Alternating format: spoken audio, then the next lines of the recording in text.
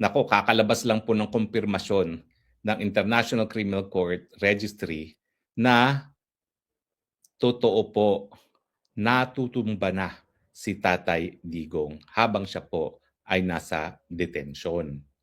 Naglalakad, natutumba, nung minsan tumama ang ulo.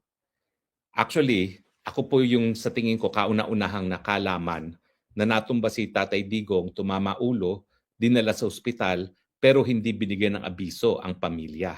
Ito po ay request po ng mga subscriber at saka viewer. Mag-update daw po kay dating President Duterte o Digong, Tatay Digong. Ito po tayo ngayon. Update po ito ha. Again, this is for entertainment use.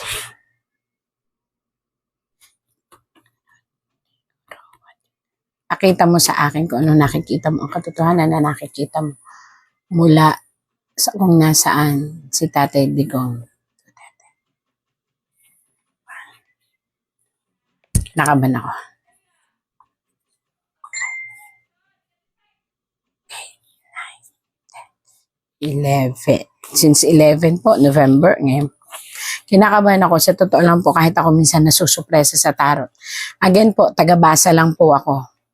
Wala po akong kahit anything na involvement sa mga tao. Pero, ano po to, kung ano po ang sinasabi ng tarot, ini-interpret ko lang po. Still, nakakabilib. Ang tatag pa rin ng pamilya. Ito ay isang pamilya. Kaya lang lalaki ang nag-reconsidered kasi maaaring ito ay nakikita niyo po yan, isang lalaking napakatatag. Siya ngayon ang nagbibigay ng katatagan sa buong pamilya. Maaaring ito ay anak niya na panganay na lalaki. At ito naman po ang ating Vice President. Bakit po siya ay anong tawag daw, baliktad? Ibig sabihin po nito, masakit na masakit sa kanyang damdamin, pero umahawak siya sa katotohanan na hindi pa dito magtatapos ang anumang laban tungkol sa kanyang ama. At nananatili siyang matatag ang paninindigan na hawak niya ang posibilidad na tapang para maihanda ang kanilang mga sarili. Pero nakikita nyo po siya na ang daming mga pebbles, ang daming mga different kind of colors ng stone. Ibig sabihin nito, siya po ay maninindigan na harapin ang lahat at may corona siya. Ibig sabihin nito, itong coronang ito ay maaari niyang makamit sa pamamagitan ng kanyang pananampalataya na tama ang kanyang ginagawa. Ayan po yung pananampalataya, yung parang religion niya, belief niya. Ito, anak naman niya to. Maaaring ito yung panganay na anak na sa ngayon ay may katungkulan din, pero strong ang pananalig niya na tanggap din nila kung ano man ang mga nangyari, pero they are still hoping at lalaban.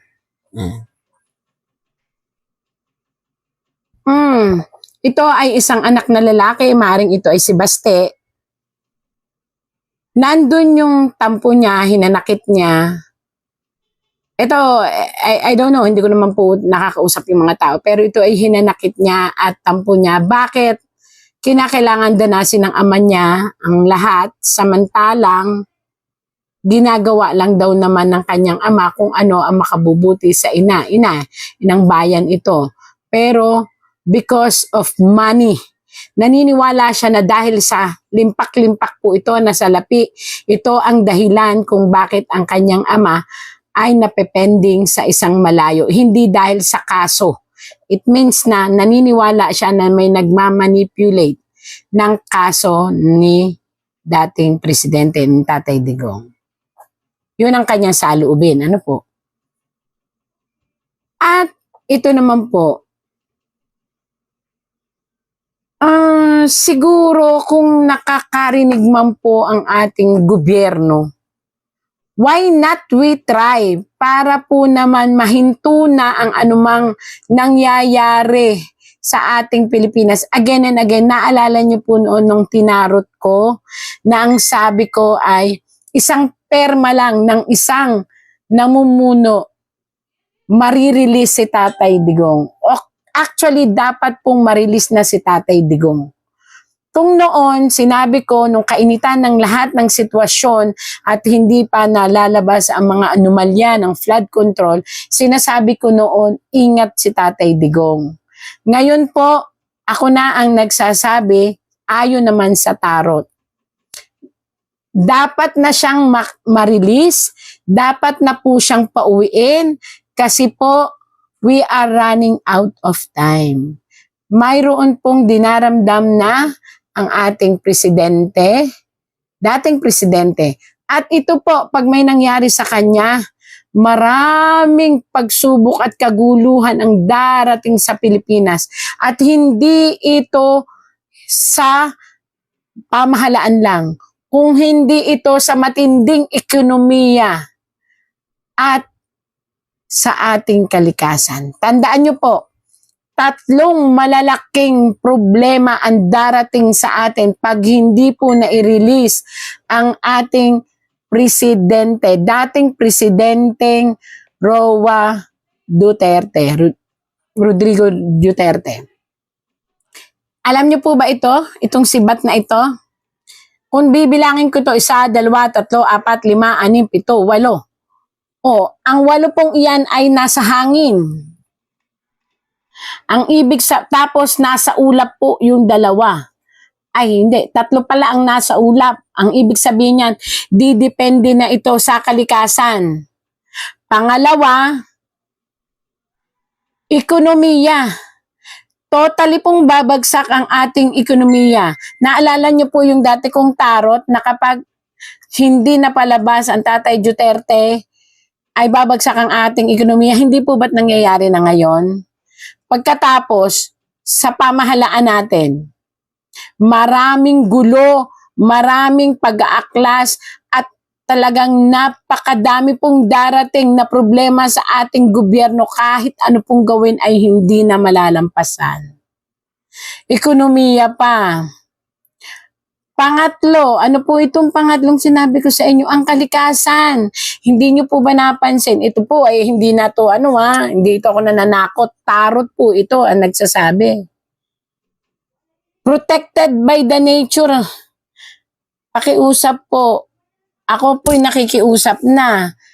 Pag-isipan nyo pong mabuti. We are running out of time. Pag ito po ay nawala, at mismong doon po nalagutan ng hininga sa kulungan, marami pong mangyayaring unexpected. At maniwala po kayo, hindi matatahimik ang Pilipinas. Kahit sino pa ang magsabi na kaya nilang ibalik ang estabilisasyon, hindi na po. Kaya dapat po ito. Perma lang po, ayun ayan na nakalinaw. Isang concern lang ng pinakamataas sa gobyerno natin. I-release yan. Wala nang usapan. Bakit po? Lalabas naman po ang katotohanan na ito lang talaga ang sagot. Itong nakabaliktad na ito. Ano po ba yan nakabaliktad na yan? Isang tao na ngayon ay nalulunod sa isang problema kung paano niya i-rescue ang kanyang sarili. Dahil, ayan po, ang dami pong pera na mauungkit at mauungkal sa kanya. Maaaring ito po ay maging lead upang siya ay maparusahan. Hindi ko alam kung sino itong taong to, pero mataas na tao po ito na siya lang ang may karapatan para magkaroon ng release ang ating presidente dati na si Tatay Rodrigo Duterte. May sakit po siya. Actually, ito po ang sinasabi ng tarot. Hindi ko po siya alam. Hindi ko po siya nakakausap. Bukod po doon sa kanyang memory, ito po, bakit nagliliwanag? Meron po siyang dinaramdam sa kanyang isipan. At nakikita nyo po ang kanyang yung kanyang pakpak. Ibig sabihin po ng kanyang pakpak, ito po ay sa blood system, sa blood circulation. Makikita nyo po yung heart niya. Actually, karamdaman po ito. Siguro naman po ay may nag-aalaga doon na doktor. Actually, tarot lang po ito. And nakikita niyo po ba yung palipat-lipat na tubig? It means na medyo may mga health problem na siya na cannot be solved kasi sa katandaan po. So, pero still, guided pa rin po siya ng Other Almighty God. Yan po. Ayan o, may daan na ginto, papunta doon. Alam niya no, may daan na ginto, papunta doon sa may liwanag na araw. Talaga pong kahit saan ko tingnan, hindi po ako sasabihin yung ako ay bayaran, hindi po. Ayan po ang tarot po.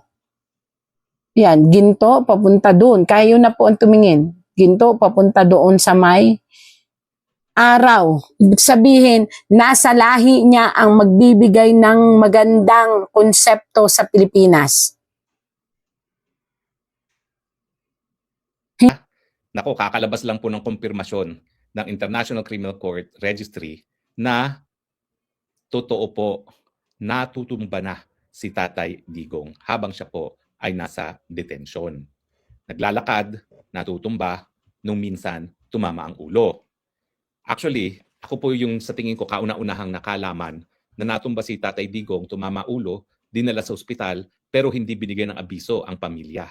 Ang hindi ko maintindihan, bakit hindi naman nawawalan ng bisita si Tatay Digong na kanyang mga pamilya, and yet, nangyayari itong mga pagtutumba, tumatama ulo, hindi pinagbibigay alam kay Tatay Digong sa pamilya. No? Now, ang nagsabi po sa akin dyan na isa nagtatrabaho sa loob, no? At medyo nahiya nga siya o natakot na sabihin sa akin na baka naman hindi alam nila VP na nahulog nung minsan si Tatay Digong, tumama ang ulo, dinala sa ospital. At yun nga yung napabalita na linabas siya, dinala sa ospital. Pero hindi nga nila isinasa publiko na ang dahilan ay tumatama ang ulo sa sahig. Now, ngayon, ang linabas na report ng registry ay totoo. Tumutumba si Tatay Digong. At ang nakakabahala, hindi lang pala minsan, hindi lang 2 beses, mukhang regular na natutumba na si Tatay Digong habang naglalakad.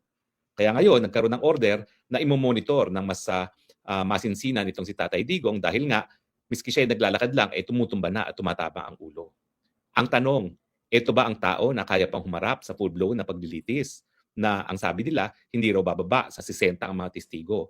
At ang problema dyan, unlike doon sa confirmation of charges at saka yung mga naunang mga pagdinig na po pwedeng hindi sumipot si Tatay Digong, dito kapag meron ng paglilitis, kinakailangan sumipot siya dahil kinakailangan makonfront niya mga witnesses at saka mga witnesses, makonfront din siya. Yan ba ang tao na kaya pang harapin na hindi na makalakad ng tama at tumutumba? Sa tingin ko, panahon na rin para ang pamilya pag-isipan. Ano ba talaga pananagutan ng ICC na paulit-ulit na palang natutumba si Tatay Digong, hindi pinagbibigay alam kita sa pamilya? Ano ba ang mga naging epekto initong paulit-ulit na pagtutumba at tumatama ulo sa kanyang pag-iisip? Meron na bang pananagutan ng ICC dahil nga alam naman nila na bilang 82 anyos na tao, kinakailangan mas masinsinan ng pagbabantay dyan dahil pa sa kanyang ordinaryong paglalakad, natutumba na siya. Sa tingin ko po walang immunity ang ICC. Wala pong immunity yan, hindi yan estado. So kung talaga mapapakita natin ang pabayang ICC at patuloy nilang kinukulong ang Tatay Digong na hindi na kaya talaga humarap sa ganitong mga paglilitis at may mangyari sa kanya, at sana naman wag na nating antayin ang pangyayari sa kanya, talaga magkakaroon ng pananagutan ng ICC. Ang question, sino ba mananagot dyan?